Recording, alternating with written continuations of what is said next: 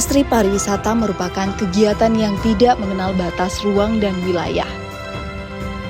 Media promosi pariwisata melalui platform adalah sarana yang paling ampuh. Dan Provinsi Sulawesi Tengah dapat memanfaatkan hal tersebut untuk mempromosikan pariwisata daerahnya agar lebih optimal. Sulawesi Tengah sendiri memiliki beragam destinasi wisata yang sangat berpotensial dikunjungi wisatawan baik lokal maupun mancanegara.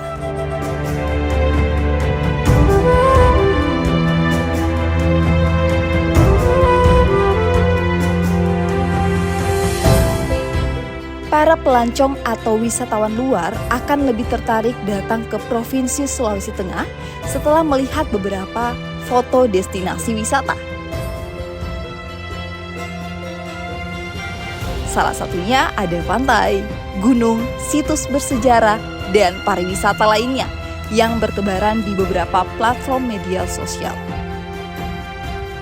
Semoga kehadiran pesona wisata Sulawesi Tengah ini turut andil dalam mendukung program kepariwisataan Provinsi Sulawesi Tengah.